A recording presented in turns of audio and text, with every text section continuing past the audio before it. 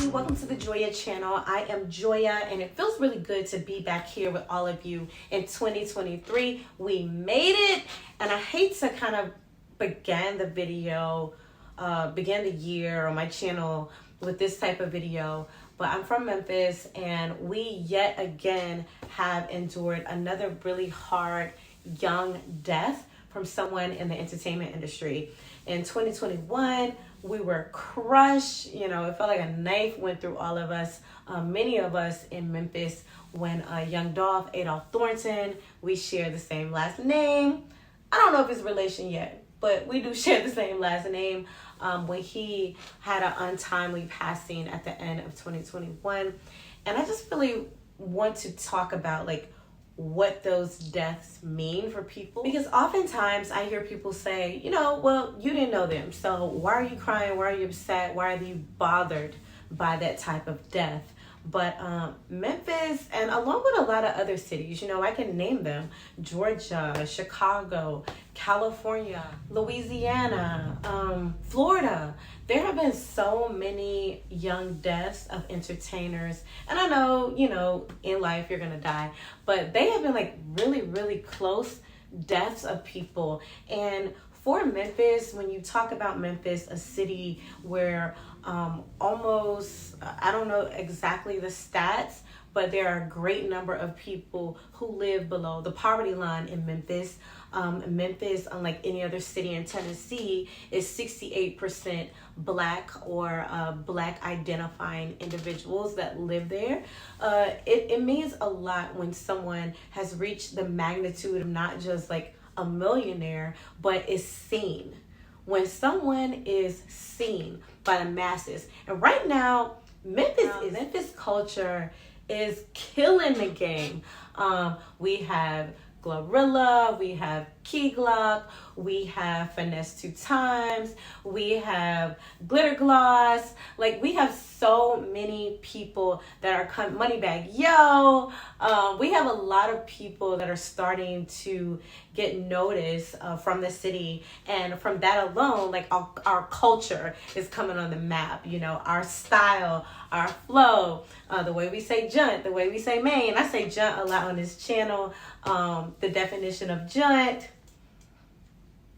So now you know what it means. A little crash course on Memphis 101 slang for you. So it just feels good to finally be on the map. People are forever grateful for people like 8 Ball and MJG, Isaac Hayes, David Porter, and others who have put Memphis. Aretha Franklin, she got her start. She got her start in Memphis. Just want to let y'all know that. Before she went up to Detroit, she was in Memphis, y'all.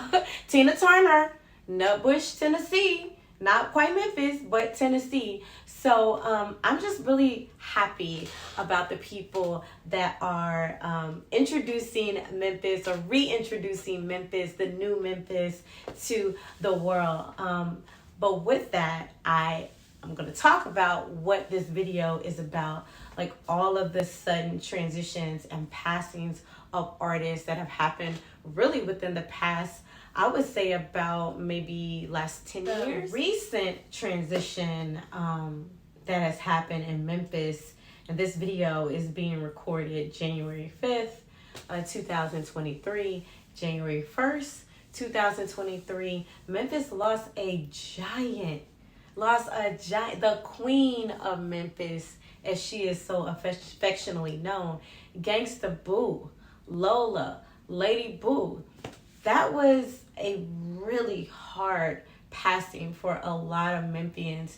You could just feel the energy of the city just plummet through social media. I wasn't in Memphis at the time, I was in Atlanta, but I could just feel my loved ones, my friends, Facebook friends, Instagram friends, Twitter friends, feel the death of Gangsta Boo. Here's some of her song. Just a vacancy. Love don't live here anymore. This is dedicated to all of my ladies in relations. Peep this out. I'm a lady who be keeping it real. You don't care, take time out. See how I feel when I be riding in the SUV. I'm thinking of you. When I be rolling up a fat one, boy, I'm thinking of you. Like, Memphis music is so unique. Memphis music is easily recognizable, not just by our accents, but our cadence, by the beats, by the drums, by the production, sometimes by the dancing. Gangsta walking is very popular in Memphis. Jookin is very popular in Memphis. A lot of folks that I follow on Instagram and that you should follow too.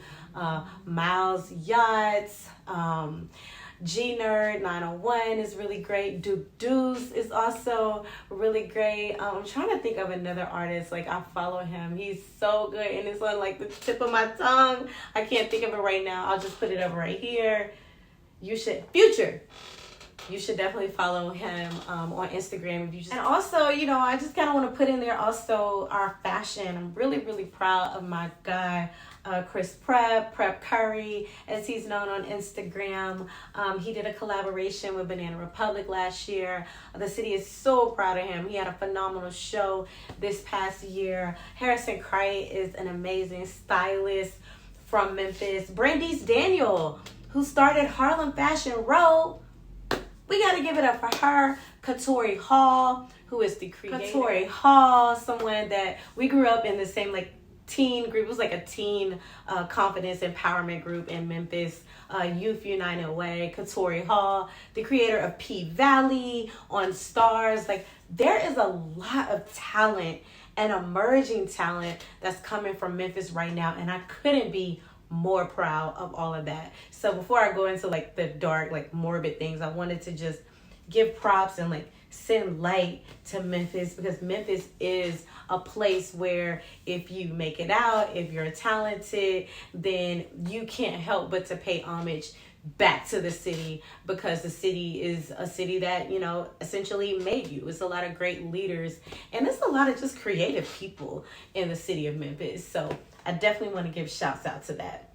So also I have to send shouts out to K Michelle. K Michelle has held the city on her back for a while. She does R&B, not as much rap, but she has been someone that has really given props to Memphis. You know, even if she hasn't lived in Memphis most of her life, she's definitely paid homage to the city. She's definitely repped the city. So her, Jessica Dime, the list goes on and on. But within the past 10 years, there have been a lot of passings. And the passings seem to have started with the group 3-6 Mafia. So within 3-6 Mafia, you had Coops the Nigga, Lord Infamous, Gangsta Boo, Crunchy Black, and the two people we know are Juicy J and also DJ Paul. People that are more famously known are Juicy J and DJ Paul, who had a funny reality show on MTV back in the day in the 2000s. I also just thought of two more like producers, songwriters. Jossie, follow her on Instagram, and also Drama Boy. So I definitely want to give props to them. I know I'm leaving somebody out, and I hate to do that, but these are all people that are like coming up in my mind, and I may just say their names because I definitely I just want to big up Memphis in this video. So the first passing that Memphis kind of endured of like a young death of an artist within the past 10 years that I remember was for 10 years, but really within the past 7 years, with the first one being Ricky Donegan, or Lord Infamous, who died of a heart attack in his mom's home in his sleep, I believe. He wasn't quite 40, or he had just made 40, I believe. He was really young. I know he was under 45 when he passed. So that was kind of like the first big death that took place in Memphis. And some of you may not know who Lord Infamous is, but Lord Infamous, he was one of the founders of the group 3-6